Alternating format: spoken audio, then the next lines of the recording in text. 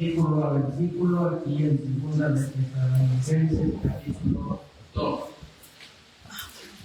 Comenzando el versículo 1, vamos a leer hasta el versículo, aunque no vamos a explicarlo todo, vamos a leer hasta el versículo 12.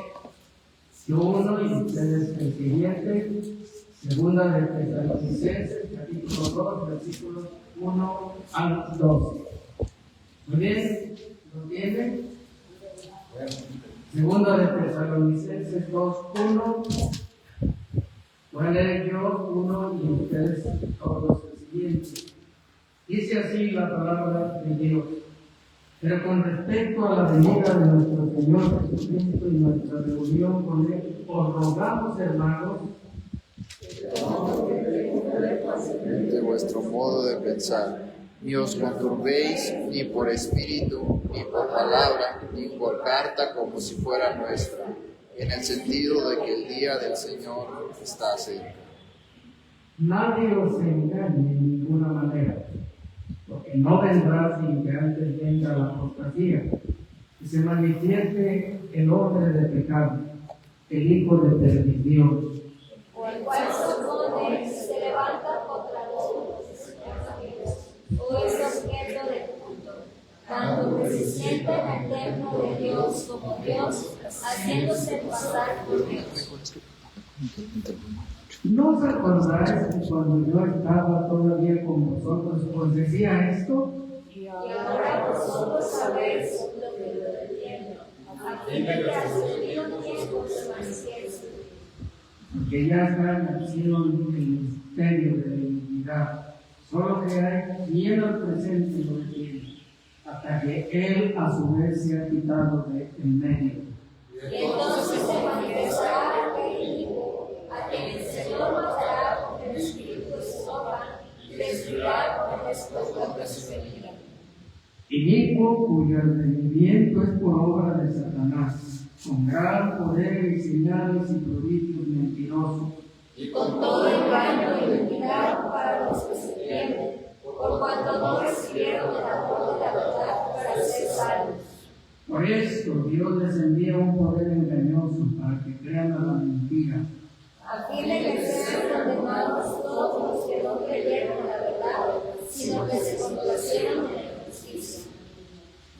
Bien, vamos a ir a Dios en oración. Padre nuestro, nuevamente acudimos a ti. Pedimos, Señor, tu ayuda, que tu palabra sea expuesta con claridad, que haya comprensión de parte de todos, que sea de edificación, obra en nuestros corazones.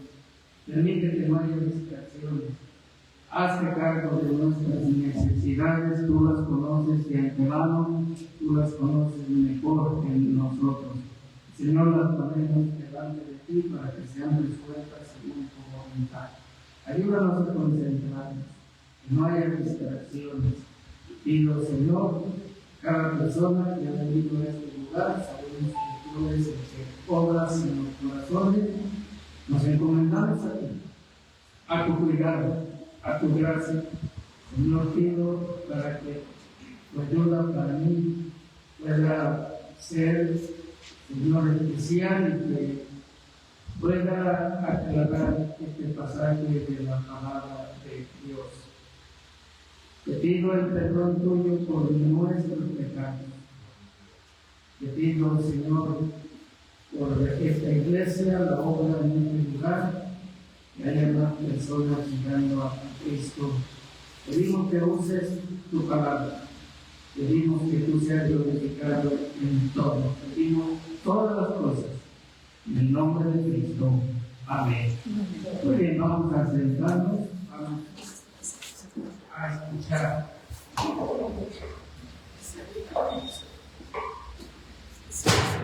Este pasaje que hemos leído explica acerca de dos venidas de nuestro Señor Jesucristo.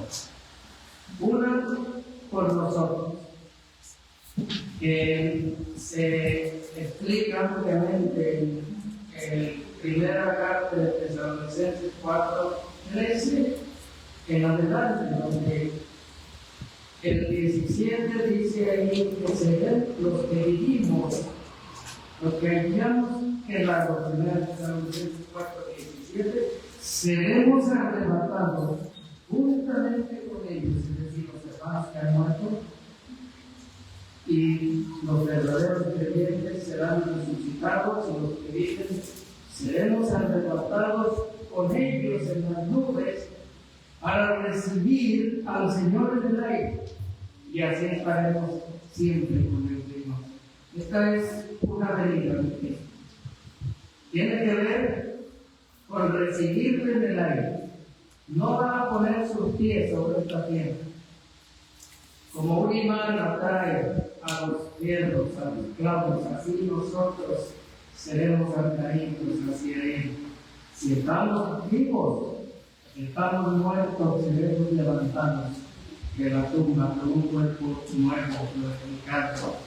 Y esta tiene que ver con la primera venida en el arrebatamiento. De esto habla aquí segunda de Tesalonicenses 2:1, nuestra reunión con Él, dice, con respecto a la venida de nuestro Señor Jesucristo, y nuestra reunión con Él, sí seremos reunidos un día.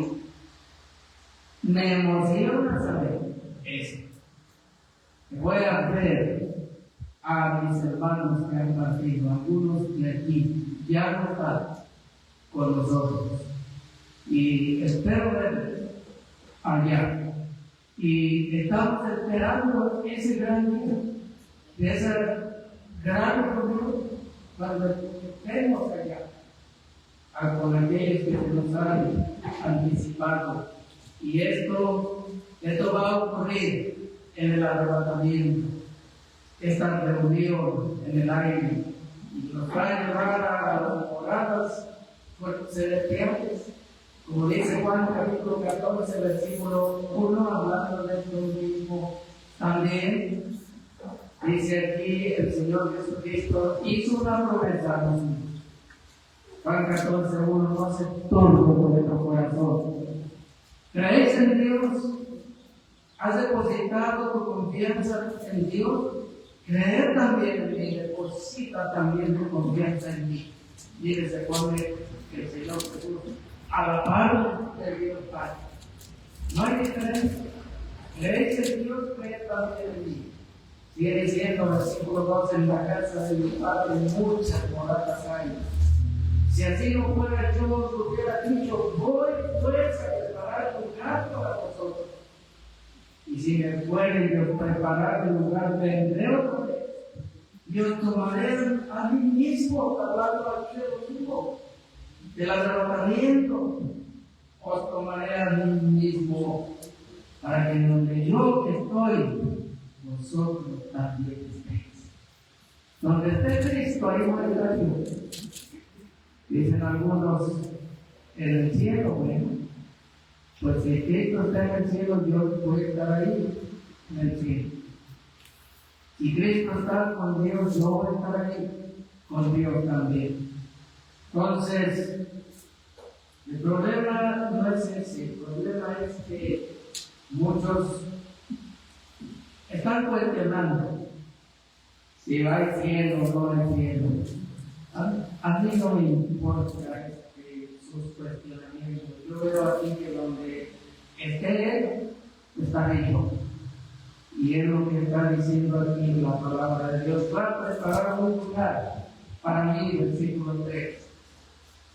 Y estamos entonces de esto mismo de lo que está hablando aquí, segunda de Tesalonicenses, capítulo 2, versículo 1, nuestra reunión con Él. Pero en el versículo 2 habla de otra venida. Dice aquí, versículo 2, que no se dejéis mover fácilmente de vuestro modo de pensar, ni con tu fe, ni por espíritu, ni por palabra, ni por carta, como si fueran nuestras, en el sentido de que el día del Señor está cerca. Aquí habla de otra venida. Es la venida con sus santos. para reinar después de que hayan transcurrido 7 años. Un periodo de tiempo que la palabra de Dios llama el día del juicio, el día del Señor o la gran tribulación. Entonces, entre la primera venida por nosotros para llevarnos y la segunda venida por nosotros hay un periodo de 7 años. Estamos viendo aquí qué va a suceder en este mundo durante esos 7 años. Van a suceder las cosas más horribles que jamás te hayas imaginado. Si tú crees que ahorita es horrible el mundo, espérate tantito. Si te quedas, espérate tantito lo que va a pasar. Va a ser una cosa terrible y lleno por todas partes. La inseguridad que ahorita no es nada con lo que este mundo va a sufrir en ese tiempo. Y no es nada el problema de la economía, que a veces no hay dinero, con lo que este mundo va a sufrir en aquel entonces. Solamente los que tienen la marca de la bestia en su frente o en su mano van a poder comprar, para poder tener alimentos. Los que se niegan a eso, porque hay cierto temor a Dios o conocen algo de la palabra de Dios, van a tener temor. Habrá guerra como no tienes una idea. No es nada el conflicto bélico que ahorita estamos viendo en el Medio Oriente. Es terrible. Todos los musulmanes son de Israel, de Estados Unidos, pero no es nada comparado con lo que va a suceder en un futuro no muy lejano. ¿Entiendes? Entonces estamos viendo aquí 2 venidas. En el versículo 1, una, en el versículo 2, otra. El día del Señor debe quedarnos muy claro. Entonces, estamos viendo pues en la primera venida, dice aquí, con respecto a la venida de nuestro Señor Jesucristo y la reunión con Él, algo que estaba pasando por algo aquí muy importante. ¿Sabe que esa palabra reunión con Él en el interlineal griego español, si es la palabra sinagogia, que significa congregar? Sinagoga, de ahí viene la palabra sinagoga, que significa congregar, recolectar cosas, en este caso recolectar personas. Y estamos viendo entonces, esta es la primera reunión. Vamos a hacer recolectar cosas. Y se usa la palabra reunión, pero en griego es sinagoga. Es interesante, ¿verdad? Aquí se tradujo reunión con Él. Y estamos viendo que un día vamos a estar con Él, no en un edificio aquí en la tierra, sino con Él, allá, en los moradas celestiales.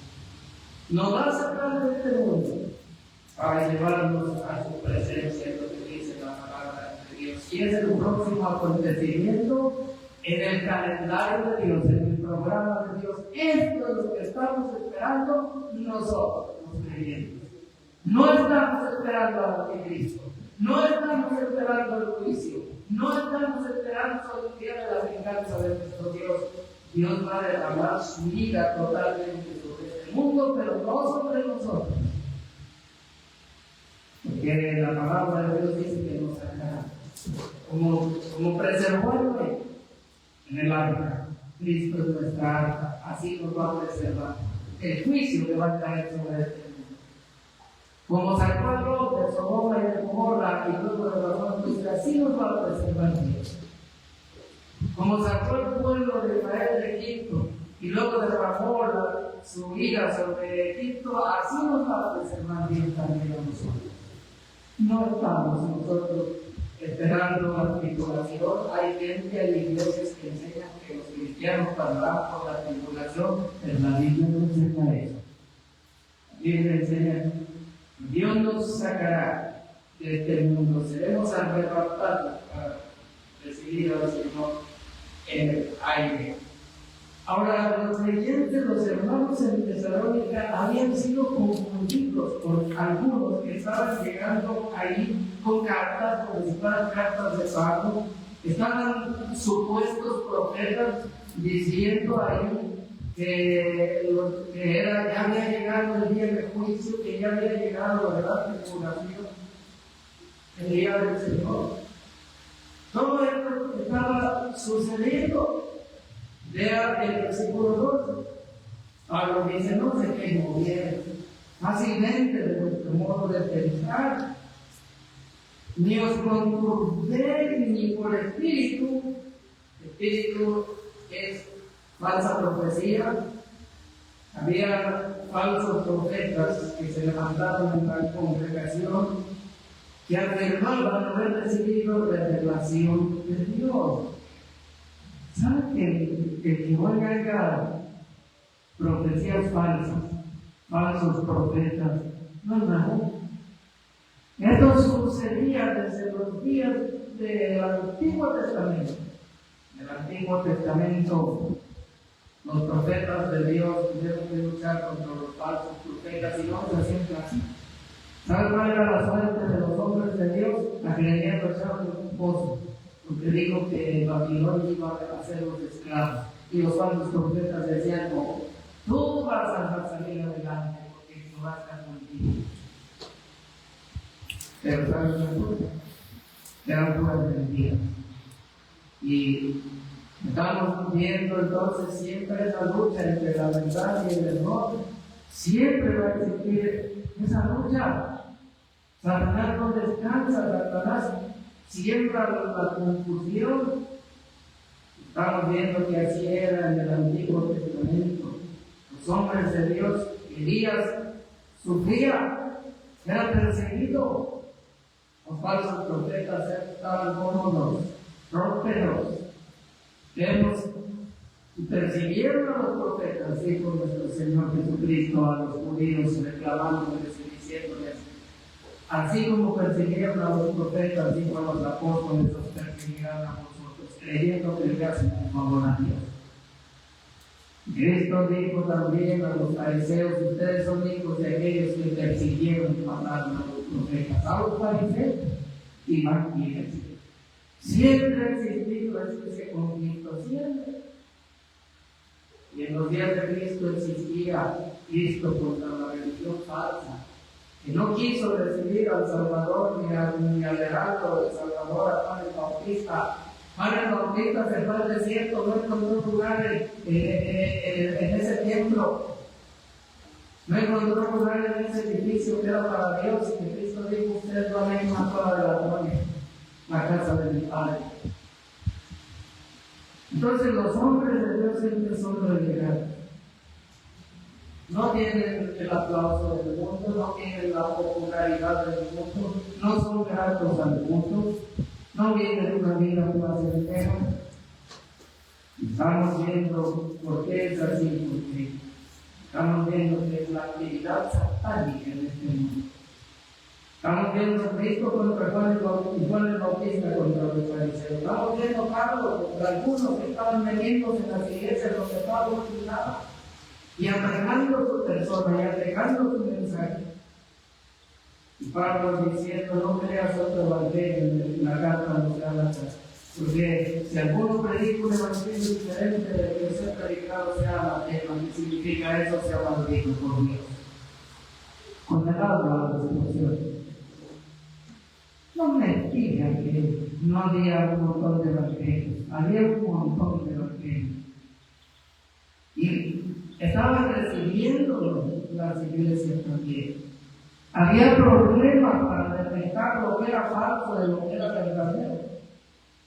No tenían el privilegio que tenemos nosotros de tener completa la palabra de Dios. Todavía circulaban escritos, estaban todavía las cartas de Pablo en proceso, algunas estaban, otras no. No tenían el Apocalipsis como nosotros lo tenemos ahora. Entonces estamos viendo así que estos falsos profetas, estas falsas profecías, estos que se levantaron en la congregación, estaban diciendo que ya estaban en el día del Señor. Fueron engañados, entraron en pánico, fueron conmovidos, fueron perturbados. Algunos dijeron, ya perdimos el veneno de Cristo para llevarnos con él, ya perdimos el arrepentimiento. Y Pablo escribió una segunda carta para decirles, ustedes no han perdido nada. Pablo escribió una segunda carta para estabilizarlos, para calmar su corazón, para explicarles que no estaban pasando por el día del Señor, que eso tenía que ver con un día de juicio. Los judíos familiarizados con el Antiguo Testamento siempre supieron que el día del Señor tenía que ver con el día de la ira de Dios sobre este mundo. Siempre, no hay duda. La retribución, la venganza de Dios sobre este mundo. Ellos cuando pensaban en el día del Señor, pensaban en Cristo. El día de la venganza de Dios. No hay duda. Entonces, estamos viendo aquí, habían sido confundidos. Y Pablo quiere aclararles la verdad. Quiere explicarles que el día del juicio del Señor no ha venido, porque antes tienen que suceder ciertas cosas. ¿Y cómo hizo Pablo para tranquilizarlos, para calmarlos? Bueno, vemos primero, advierte sobre el error en cuanto a su venida. Vemos aquí esto en el versículo 1 y 2. Dice, me llama la atención, el versículo 1 dice, pero con respecto a la venida de nuestro Señor Jesucristo y nuestra reunión con Él, os rogamos, hermano. ¿Por qué dice Pablo, rogamos, hermano? Pablo es un apóstol, Pablo tiene autoridad. Podría haber dicho otras palabras, podría haber dicho que mando. Te lo digo, que no estés haciendo eso, pero tiene el carácter y la humildad y también dice, me ruego, hermano. Pablo sabe que somos gente complicada, que no somos gente tan fácil de decir, sí, Señor, ahora entiendo. Sí, Señor, estoy mal. No, y utiliza esta frase, esta expresión, porque sabe que somos problemáticos, o rogamos, hermanos, que no nos ofendemos. Estamos viendo entonces aquí que apela a su sinceridad, con humildad y les exhorta. Y está diciendo aquí, hay mucho engaño, tienen que entender eso. Dice aquí en el versículo 3, nadie os engañe en ninguna manera. ¿Saben que hay muchos que no quieren creer esto? Piensan que todo lo que se nos dice debe ser de Dios, porque lo dijo el pastor Fulanito, porque lo dijo tal persona. Pues no. ¿Saben que el engaño abunda en los días de Pablo y abunda hoy más que nunca en nuestros días? La mezcla de verdad y error abunda en nuestros días, hoy más que nunca. Estamos viendo por qué, porque Satanás engaña, porque Satanás quiere distorsionar la palabra de Dios. Los corintios estaban viendo hacia el error en muchas cosas. Y en 2 Corintios capítulo 11, versículo 3, Pablo les dice esto con mucho dolor en su corazón. Pablo les dice a ellos aquí, 2 Corintios 11, 1, hablando toleráis un poco de locura. Sí, tolerarlo. ¿Por qué Pablo dice esto? Locura. Porque estaban diciendo Pablo está loco. Las muchas letras que no ven loco, le dijo un gobernante a Pablo. Los corintios también dijeron, el mensaje de Pablo es sencillo. El mensaje de Pablo nos preguntas, queremos gente que nos diga los misterios y Pablo no. Es muy simple. Pablo dice en otra carta aquí en 1 Corintios, cuando estuve entre vosotros, estuve con mucho temor y temblor. ¿Por qué? Porque estaban menospreciando su palabra. Estaban diciendo las cartas son duras, pero la presencia corporal es débil y menospreciable. Estaban atacando al verdadero ministro de Dios. Y estaban cobijando a los lobos con piel y oreja, estaban cobijando a los falsos ministros. Esa ha sido la historia de la iglesia a lo largo de los siglos. Hay muchos que aman a los lobos. Están junto a un lobo, pero dicen no, es una oveja, por favor.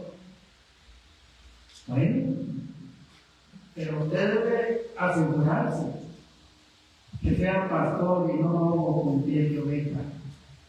Y ese es el problema entre los corintios. Llegaron a decir Pablo está loco, y Pablo dijo, tolerar un poco de esto. Y el versículo 2 sigue diciendo aquí, porque os celo con celo de Dios, no son mis celos personales. No estoy celoso por la obra de Apolo, no estoy celoso por la obra de este otro apóstol, Pedro. No estoy celoso por ellos. Mis celos son celos de Dios, legítimos, genuinos. Esa clase de celos correcto. Celo con celo de Dios, sigue diciendo, pues os he despojado con un solo esposo, para presentaros como una virgen pura a Cristo. Pero temo que como la serpiente con su astucia engañó a Eva, vuestros sentidos sean de alguna manera extraviados de la sincera fidelidad a Cristo. ¿Cómo opera Satanás a través de los sentidos? La vista. ¿Quieres ver algo? A través del oído. ¿Quieres oír algo? ¿Quieres sentir algo? No estás conforme con lo que dice la palabra de Dios. ¿Quieres oír voces? ¿Quieres tener no sé qué clase de sensaciones? Es peligrosísimo eso. Pero esto es lo que hoy más que nunca estamos viendo en los evangelios. Personas que quieren sentir algo, que quieren oír algo. Y estamos viendo que Satanás se aprovecha de eso. Porque dice aquí, puede extraviar los sentidos. Él es hábil para eso. Es su especialidad. Puede extraviarnos de la sincera fidelidad a la criatura. Le gusta lo sensual. Le gusta sentir, no le gusta conocer, no le gusta entender. Y más quiere experimentar una emoción en lugar de experimentar primero comprensión. Y esa comprensión sí puede llevarte a una emoción. Las emociones son legítimas y son parte de nosotros, pero no son primero. Y ese es el error de muchos hoy en día. Priorizan lo sensual, la emoción sobre la comprensión. Y esto es lo que estaba sucediendo aquí, en Corinto, precisamente. Estábamos viendo aquí, porque si viene alguno, versículo 4, predicando otro Jesús que los hemos predicado, no me dice que hay otro Jesús, pues sí. Estaban predicando otro Jesús, pero el Satanás decía, es lo mismo, hermano. Tú predicas a Cristo, yo también predico a Cristo. Pablo dice, no estás predicando otro Jesús. O si recibes otro espíritu que el que había recibido, decía, es el mismo Espíritu Santo. Pablo dice, usted está recibiendo otro espíritu. Y luego dice, otro evangelio del que habéis aceptado, bien lo toleráis. Y pienso que nada es inferior a aquellos grandes apóstoles. Porque para él eran aquellos grandes apóstoles, refiriéndose a los obreros fraudulentos que se disfrazan como apóstoles de Cristo. Habla de ellos más hacia abajo, dice el versículo 13, porque estos son falsos apóstoles. Los mismos que mencionó en el versículo 5. Estos son falsos apóstoles, obreros fraudulentos que se disfrazan como apóstoles de Cristo. Y no es maravilla porque el mismo Satanás se disfraza como ángel de luz. Así que no se trata Si también sus ministros se disfrazan como ministros de justicia y justicia, será conforme a sus obras. Ahí Satanás no se presenta tal cual es lo que muchos ingenuamente piensan. Satanás no se va a presentar como él es en verdad. Él va a decir: yo soy el camino, yo soy la verdad, yo soy la vida también. En otras palabras, pero va a decirlo así, con su astucia. Y estamos viendo entonces aquí el problema que está sucediendo en Corinto, el problema que está sucediendo en la iglesia en Tesalónica, el problema que está sucediendo en Galacia. No te dejes engañar. Lo que dice el apóstol Pablo. Satanás cambia el evangelio. Sí. Muchos reducen el evangelio a una mera emoción, un sentimentalismo solamente. Dicen ellos, tu matrimonio está mal. Ahorita Cristo te arregla tu matrimonio, te compone tu matrimonio. ¿Tienes problemas de salud? Pues ahorita Cristo te quiere sanar. Conviértete, entrégate a Él y te va a sanar. ¿Tienes problemas, un vacío en tu corazón? Cristo lo va a llenar. Ausencia de paz, Cristo te va a dar paz. ¿Cómo no? Y reduce el evangelio a las cosas temporales de esta vida. ¿Cómo es esta vida? ¿Quién te ha dicho y qué Biblia has leído? ¿Dónde te ha dicho la palabra de Dios que esta vida es cómoda para nosotros? Ni siquiera para los mundanos, ni menos para los creyentes, porque tienes en contra al mundo, a Satanás y a la carnalidad. Para de sufrir te dijeron o te vivieron. El creyente, lo único que nos asegura Cristo es que vamos a sufrir. En el mundo tendréis aflicción, pero confía, yo he vencido al mundo.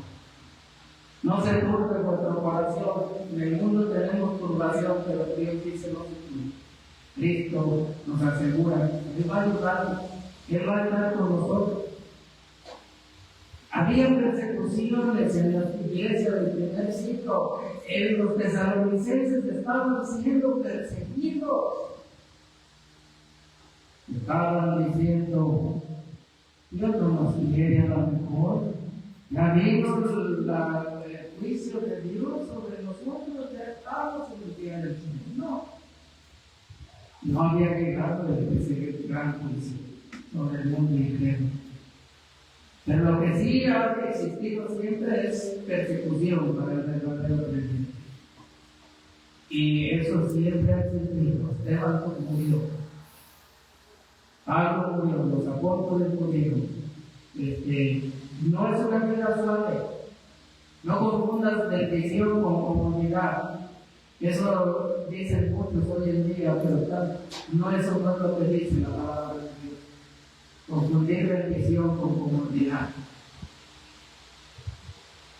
Con no estaba pasándola bien, y sin embargo era un verdadero creyente. Y entonces el mundo no es un lugar donde podemos sentirnos complacidos, podemos sentirnos totalmente bien siempre. No es así, no es así. Te han mentido, si te han dicho que aquí vas a estar próspero, que aquí vas a estar sano, si aquí vas a estar muy bien. Te han mentido totalmente. Eso no enseña la palabra de Dios. Estamos esperando ese día. Y por eso es que vemos hacia el futuro, vemos hacia allá. Cuando no habrá más llanto, ni más tristeza, ni más dolor, ni más muerte, porque las primeras cosas pasaron. ¿No dice así la palabra de Dios? No estoy equivocado. Lo que dice la palabra de Dios. Los perseguidores serán castigados en el futuro, los perseguidos serán recompensados en el futuro. Nuestra recompensa no está aquí, está en el futuro. Y lo que aquí me pasa, las aflicciones de la vida me hacen lograr mi familia, me hacen llegar hacia el futuro, esperanzador hacia Cristo, para decirle: venga, Señor Jesús. Y este es lo que tenemos que entender.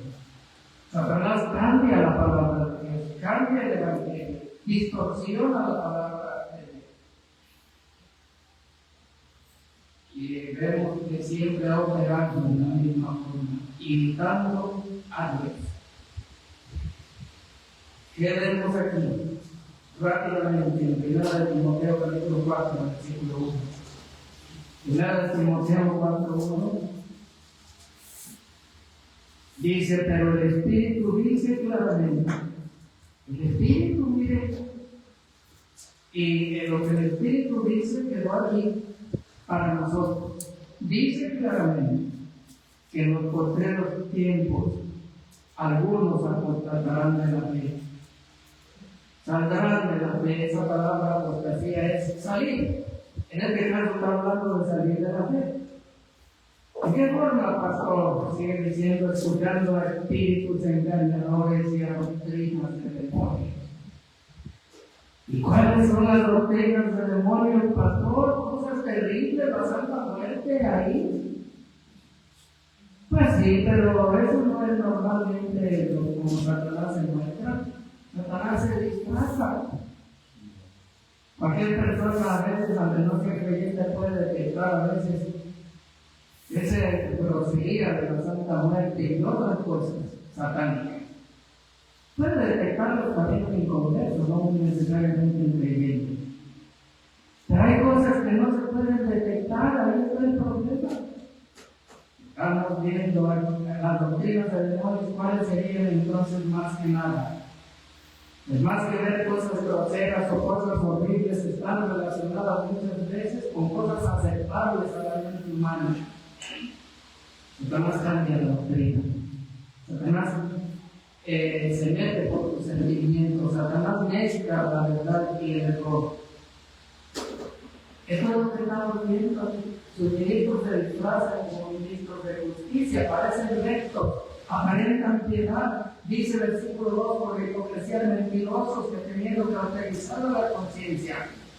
¿Qué es eso? Cauterizada, cicatrizada, encallecida, ya no les hace nada su conciencia. Antes les afectó, pero llegó un tiempo que ya quedaron así, cicatrizados. Dice: teniendo cauterizada la conciencia, versículo 3, prohibirán casarse y mandarán obtenerse de alimentos que Dios dio, para que con acción de gracias participaran de ellos los creyentes que han conocido la verdad. Menciona dos errores de su tiempo, pero hay mucho más todavía. Sigue diciendo: porque todo lo que Dios creó puede en vez de desecharse si se toma con acción de gracias. Porque por la palabra de Dios y por la oración es santificado. ¿Qué estamos viendo aquí? Estamos viendo personas dentro de los cultos que están propagando las doctrinas de los demonios. ¿Qué dice 2 de Timoteo capítulo 4? 2 de Timoteo capítulo 4. Te encarezco delante de Dios, 4:1, y del Señor Jesucristo, que juzgará a los vivos y a los muertos en su manifestación y en su reino, que prediques la palabra. No prediques tus experiencias personales, como hacen muchos hoy en día. Que prediques la palabra. La palabra debe estar por encima de las experiencias emocionales, personales. Predica la palabra, que dices a tiempo y fuera de tiempo. Redarguye con la palabra de Dios, reprende y exhorta con toda paciencia y doctrina, porque vendrá tiempo, versículo 3, cuando no sufrirán la sana doctrina, sino que teniendo comezón de oír se amontonarán maestros conforme a sus propias concupiscencias y apartarán de la verdad y se volverán a las fábulas. ¿Sí? Estos hombres, dice la palabra de Dios, en el capítulo 3 del mismo 2 de Timoteo 3, versículo 5, tendrán apariencia de piedad, pero negarán la eficacia de ellos. A esto se limita. Por fuera correcto, muy correcto, se portan bien, son amables, aconsejan, saben manejar la gente, saben hablar, son líderes natos, tienen muchas cosas que no son malas en sí mismas. Pero eso no es lo que garantiza que esa persona sea un siervo de Dios. Muchas veces son ministros de Satanás y la gente dice el siervo del Señor.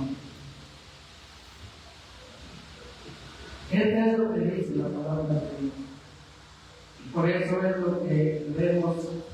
El gran problema que hay, la lucha entre la verdad y el error. Satanás mezcla la verdad con el error y eso es lo que le da efectividad. Muy importante lo que estamos diciendo. Entonces, ya no tenemos tiempo, pero estamos viendo entonces aquí cómo que más se aproxime la venida de Cristo, más abundancia de error. Vamos a ver, más abundancia, entre más demore la venida del Señor, más error. Y saben una cosa, con esto vamos a concluir en 2 Tesalonicenses 2.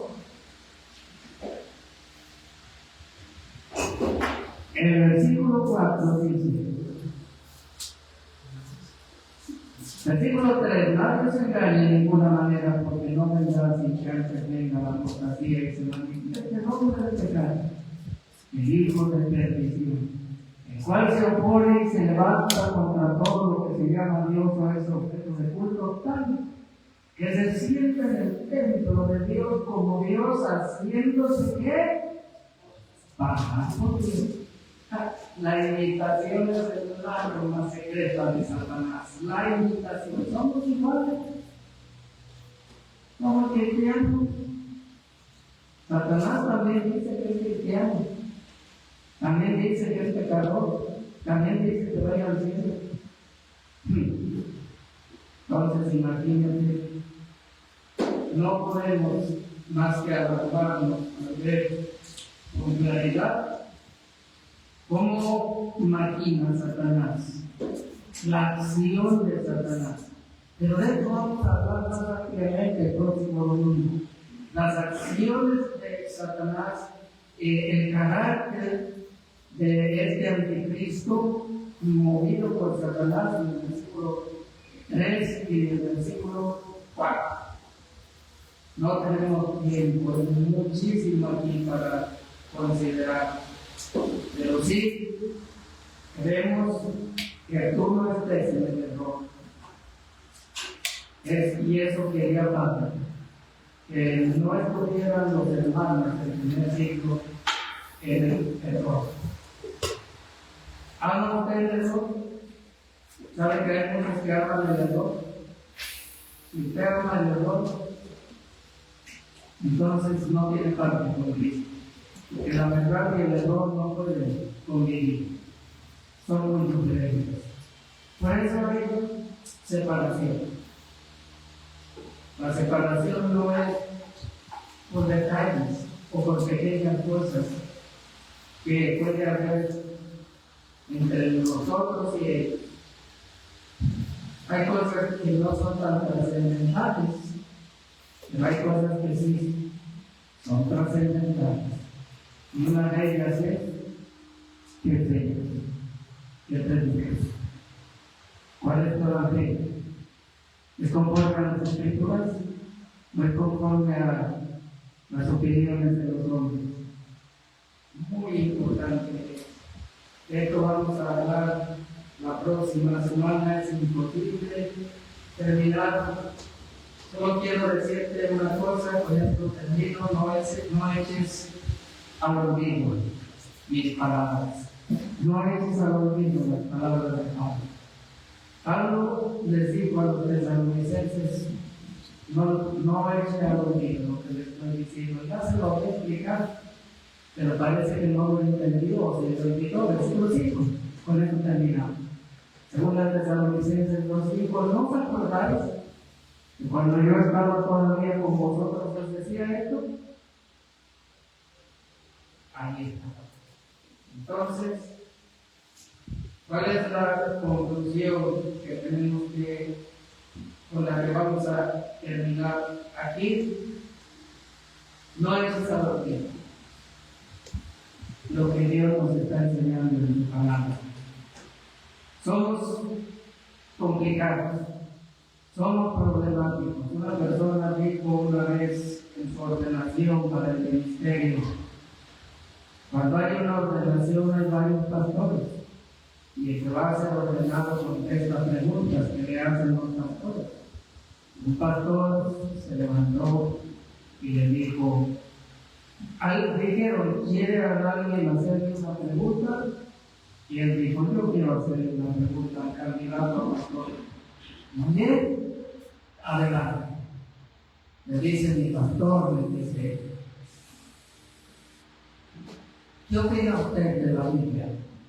¿Es la palabra de Dios? ¿Toda ella es la palabra de Dios? Le dijo, bueno, algunas partes sí y otras no. El pastor le dijo, ¿cuáles sí y cuáles no? ¿Y cuál? ¿Quién va a decirnos cuál sí y cuál no? Pues no sé, dijo el otro, el candidato a pastor, pues no sé, pero así fue enseñarlo, ¿no? En el instituto bíblico, en el seminario. El pastor le dijo, ¿y a quién vas a hacerle caso? ¿A tu maestro o a lo mismo? Pues así fue enseñado. Y se acostumbra que cuando sale, firman una hoja para probar el ordenado. Y le dijeron, ¿tiene otra pregunta, pastor, para el candidato? Y yo no. Si no contestó la principal. Si está dudando que este libro es totalmente de pe a pa, de principio a fin, la palabra de Dios, no tengo más que hablar con él. Entonces, este es el dilema. ¿A qué le vas a hacer caso? Este es el dilema. En las iglesias del primer siglo, los tesalonicenses, las personas que decían Dios me habló, se levantaron ahí en la congregación, profetas o aparte. Los corintios igual llegaban personas en medio del culto para decir que pues eran de Dios sus dones. Así que todo esto es el punto de conflicto hoy en día. ¿A quién te vas a hacer caso? Hay dos solamente opciones. ¿Abrazas el error o abrazas la verdad? No puede tener las dos cosas a la vez. Por el Padre Celestial bendice tu palabra. Compra, Señor, en tus corazones como solamente tú puedes hacerlo, trayendo convicción. Señor, obra para que haya comprensión de tu palabra. Ayúdanos a nosotros, Señor, para estar atentos. No hay otra palabra para nosotros sino la que el Espíritu Santo quiso acercarnos a ti. Ayúdanos, danos comprensión. Ayúdanos para poder detectar lo falso de lo verdadero en nuestra enseñanza, y no solamente en nuestra enseñanza, en nuestra práctica en la vida. Estamos practicando errores en nuestra vida. Ayúdanos a detectarlos. Quizás no errores doctrinales, pero errores en nuestra forma de vivir, en nuestra conducta, en nuestro comportamiento. Ayúdanos a detectarlos y abandonarlos para así tener la bendición tuya. Perdónanos, Señor, nuestros pecados, porque no somos los que deberíamos ser. Ayúdanos en nuestro caminar, en nuestro andar. Pedimos tu bendición, tu ayuda. Pedimos si alguno no ha llegado todavía a la fe de Jesucristo, a la conversión verdadera, pronto lo hará. Pedimos todas las cosas en el nombre de Cristo. Amén.